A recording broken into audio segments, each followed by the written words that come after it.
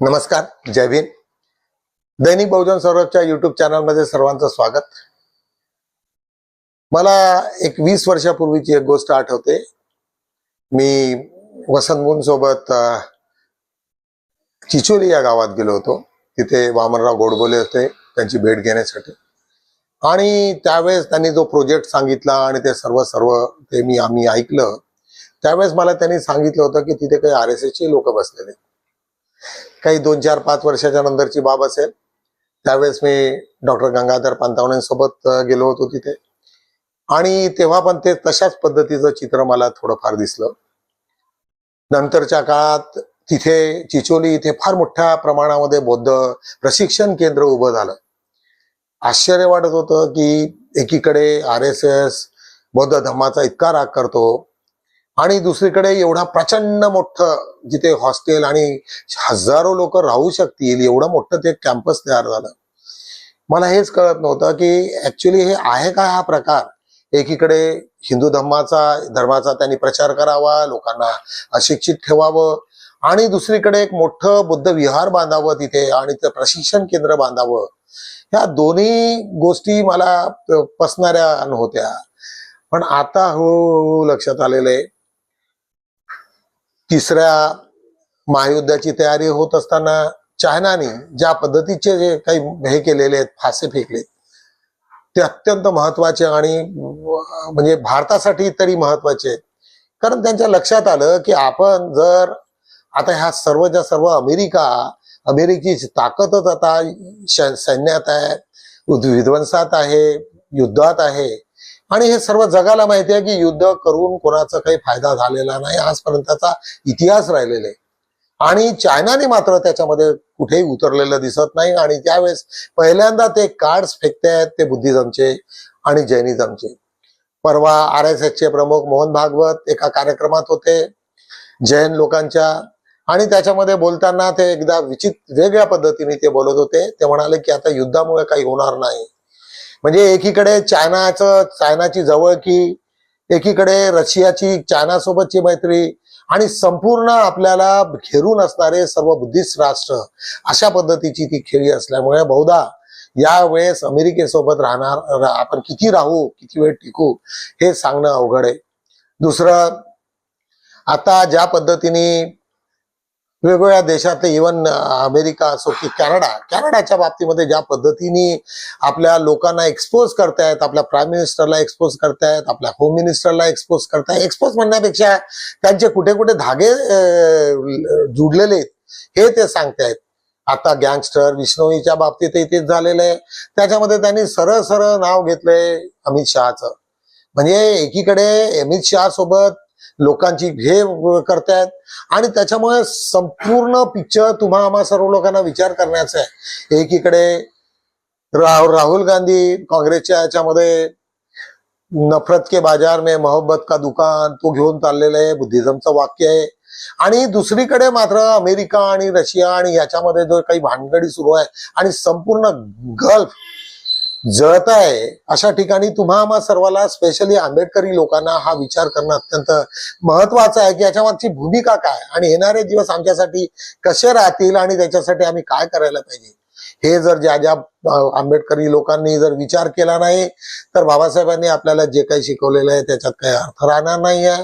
म्हणून आजचा व्हिडिओ मी तुमच्यासाठी थोडंसं तुम्हाला विचार करण्यासाठी बाध्य करतो. काही तुम्हाला जे काही विचार असतील त्या अर्थानं तुम्ही त्याचा अनालिसिस करा. कमीत कमी आपल्या समोर जे काही पुढे येणारे चॅलेंजेस असतात त्याला धरून, आणि जगात ज्या पद्धतीचे ज्या प्रकार सुरू आहे आणि बुद्धिझम, आपण कमिटेड आहोत. बाबासाहेबांनी आपला बुद्धिझम देऊन आपण लोकांचा फार मोठा उद्धार केलेला आहे. आपण हिंसेपासून अत्यंत दूर आहोत. आणि एकीकडे आता दिसतंय की बीजेपी आणि RSS मधली रिफ्ट ही दिवसेंदिवस वाढते. बीजेपी मध्ये दोन लोक, मोदी आणि शहा, अत्यंत वेगळ्या पद्धतीने जात आहेत आणि इथे RSS मात्र त्यांच्या विरोधामध्ये दिसत आहे अशा पद्धतीचं. कारण दोघांचे लाईन्स वेगवेगळे आहेत. जरी ते बेनिफिशरी असले बीजेपीचे, तरी मात्र वैचारिक लेवलवरती ते बेनिफिशरी नाही, अशा रीतीने आजचा देश चाललेला आहे. त्याच्यामुळे तुम्हा आम्हा सर्व लोकांना विचार करण्याची गरज आहे. आज आम्ही एक बुद्धाच्या सिरियल मधनं एक शेवटच्या याच्यामध्ये आम्ही एक भाग दाखवू, एक थोडासा क्लिप दाखवू. भगवान बुद्ध अत्यंत व्यस्त असतात. 84 वर्षाचे त्यांचं आयु असते, झालेलं असते 81. आणि अशा स्थितीमध्ये त्यांनी ते सर्व लोकांना सांगितलेलं असते की मी लवकरच आता महापरिनिर्वाण घेणार आहे, आणि त्याच्यामध्ये संपूर्ण जनता दुःखी झालेली असते. आणि त्याच्यानंतर आनंद सोबत ते बाहेर जातात, आणि मध्येच त्यांना असं आठवण होते की बा मला आज इथे ते आमंत्रण झालेलं आहे. आणि बुद्धाला ज्यावेळेस तिथे काही प्रश्न विचारतात आनंद, आणि आनंदला ज्या पद्धतीने ते उत्तरं देतात त्याच्यावरनं एका कमळाच्या फुलाची ती सांगतात की हे फूल जसं जसं उगवलं आणि पाण्याच्या बाहेर आलं, आणि त्याच्यानंतर मी त्याच्याशी माझा जीवनाचा फार जवळचा संबंध आहे. मी सुद्धा अशाच याच्यातनं रूपांतरित होऊन एका कमळाच्या फुलाप्रमाणे मी झालेलो आहे, त्याची त्यांना स्मरण होते. आणि अशा पद्धतीचा हा सुंदरसा प्रसंग तुम्हा आम्हा सर्व लोकांना अत्यंत भावुक आहे. त्याच्यामुळे बुद्धा या सिरियल मधनं छोटासा ही क्लिप तुमच्यासाठी घेऊन येत आहे, बघूया.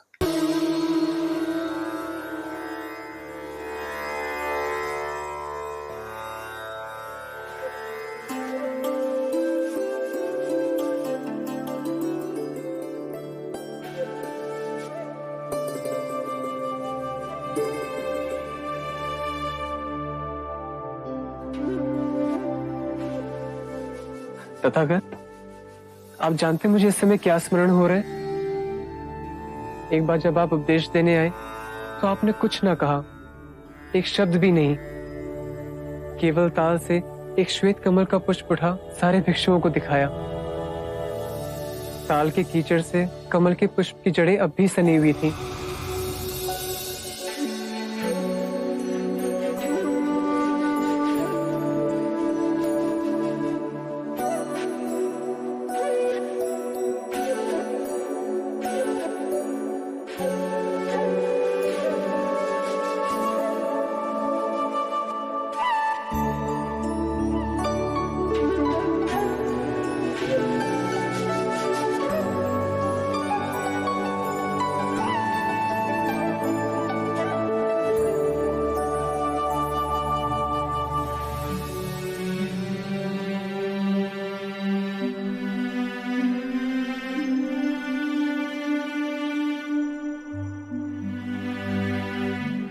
उसे पुष्प सूत्र कहा गया।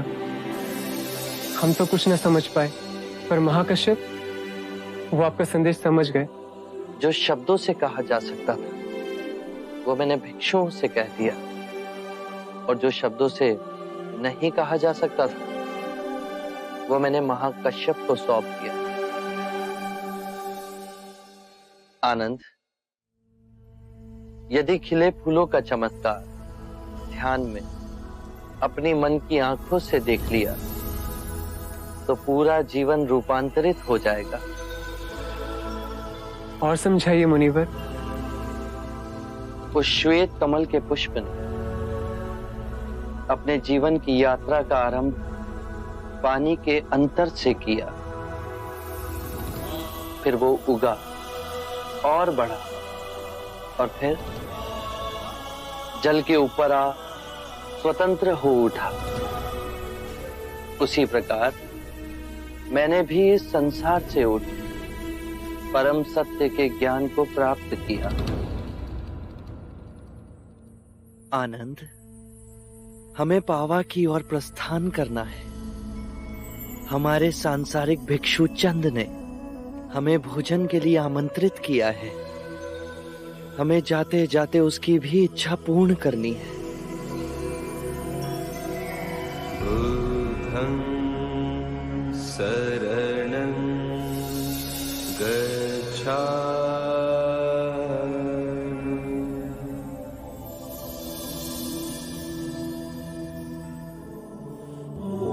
तीन सत्य हैं जिन्हें जन जन तक पहुंचाना है। उदार हृदय, दयालु वचन, सेवा में अर्जित जीवन और करुणा। यही तीन मंत्र मानवता का नव निर्माण करेंगे।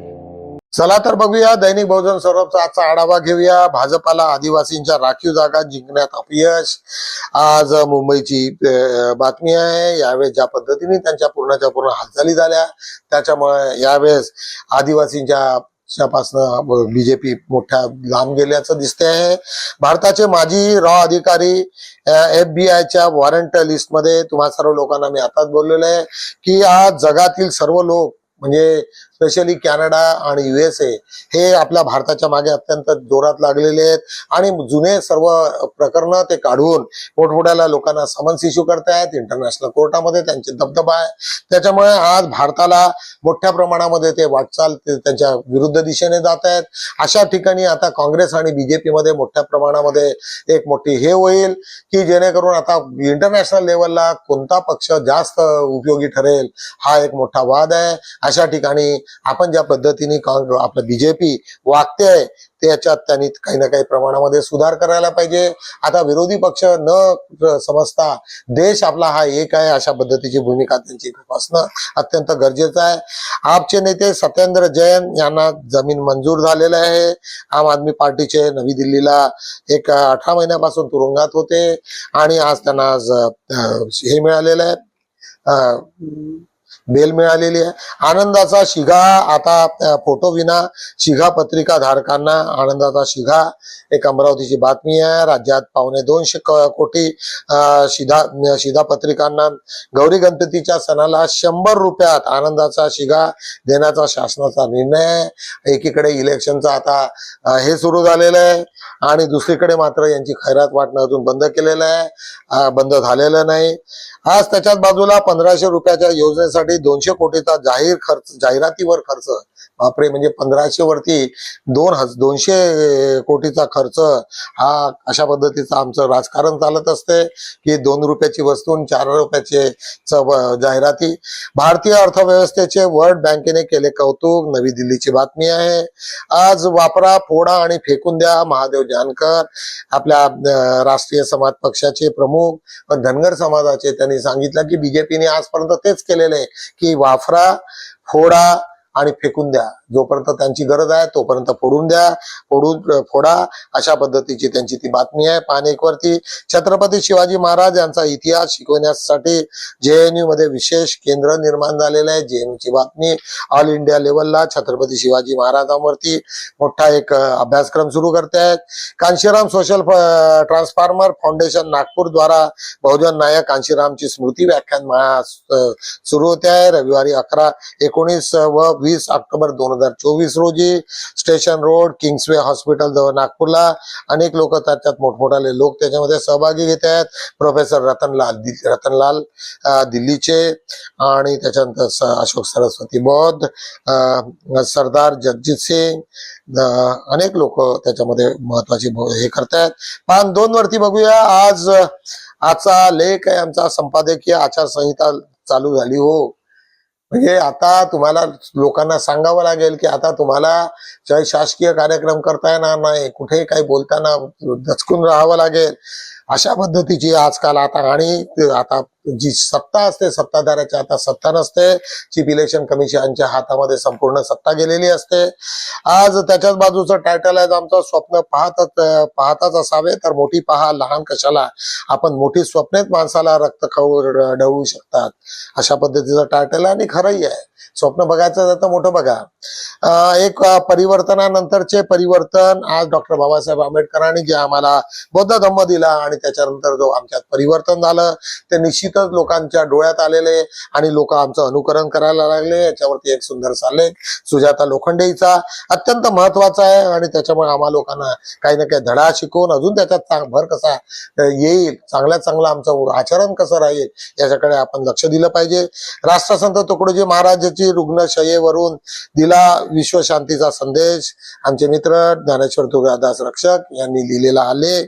आज युवकामधील मानसिक रोग आरोग्याच्या प्रश्नाचे गांभीर्य आज असणारा हा अत्यंत महत्वाचा लेख सूरज डहागावकर.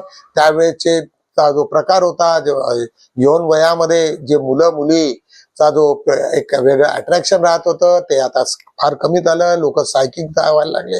अनेक व्हिडिओ तुमच्या समोर, तुमची इच्छा असो नसो, परंतु ज्या प्रमाणामध्ये तुमच्यावरती व्हिडिओचा मारा करण्यात येते इलेक्ट्रॉनिक मीडियाने, त्याच्यामुळे तुम्ही सर्व लोक भांबावून गेलेले असतात आणि वेगवेगळ्या मार्गाने लोक त्याचं अनुकरण, कारण लोकांना सर्वांना माहिती आहे की चांगल्या गोष्टीचं अनुकरण मात्र उशिरा होते, पण वाईट गोष्टीचं आकलन मात्र अनेक लोकांना फार लवकर अट्रॅक्शन होते. अशा पद्धतीचं ते आजचा लेख आहे. कोणतेही शौर्य कार्य हे अडथळीशिवाय पार पडत नाही. शेवटपर्यंत जे प्रयत्न करत राहतात त्यांनाच यश प्राप्त होते. अत्यंत बरोबर. मेहनत इतकी करावी की शेवटपर्यंत करत राहिली पाहिजे. अनेक लोक मध्ये सोडून देतात आणि त्याच्यानंतर मग त्या जेवढं काही कार्य केलेले आहे ते पूर्ण शून्यामध्ये जाते. त्याच्यामुळे कार्य हे जोपर्यंत आपण यशापर्यंत जात नाही तोपर्यंत आपण केलं पाहिजे. आज डॉक्टर बाबासाहेब आंबेडकरांचा धम्म आणि आजची प्रासंगिकता याच्यावरती रेखा अशोक गायधने ही सातत्यानं लिहित असते. आजचा लेखही फार सुंदर आहे तिचा आणि वाचण्यायोग्य आहे. आज मतदान सक्तीचे का नाही याच्यावरती अनेक लोकांनी लिहिलेलं आहे की ग्रामीण भागातलं मतदान 60% पेक्षा जास्त होत असते, परंतु शहरी भागामध्ये ते प्रमाण मात्र 55% वरती असते. याचं कारण काय? लोकांना सक्ती असायला पाहिजे, कारण जोपर्यंत तुम्ही सक्ती करणार नाही तोपर्यंत लोक त्याच्यामध्ये भाग घेणार नाही. याच्यावरती नरेश साखरे यांचा हा लेख अत्यंत बोलका आहे. 10वी व 12वीत विद्यार्थ्यांना व्यावसायिक मार्गदर्शनाची गरज आहे का आहे?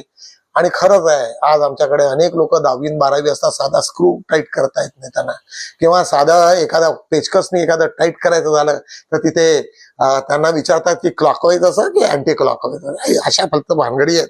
त्याच्यामुळे सर्व लोकांना शिक्षणाच्या व्यतिरिक्त याची गरज असली पाहिजे. धर्माची सगृती आणि विज्ञानाची मजबुरी याच्यावरती आमचा लेख विनोद उल्लीपरवार यांचा आहे. अत्यंत चांगला लेख आहे. आज पुन्हा 5-4 वरती बघूया. पद्मश्री दया पवार स्मृती पुरस्कार जाहीर झालेला आहे. जपानी भाषा ही जपानी लोकांची धम्म भाषा आहे. बुद्ध धम्मामुळे जपानी लोकांचा उद्धार झालेला आहे. धम्मदूत संघरत्न मानके आमचे डायरेक्टर आहेत आणि ते सातत्यानं बुद्धिझम तर आहेतच जपानमध्ये, परंतु डॉक्टर बाबासाहेब आंबेडकरांचे विचार आणि सर्व त्यांचं तत्वज्ञान जपानमध्ये नेण्याचं काम ते करत असतात.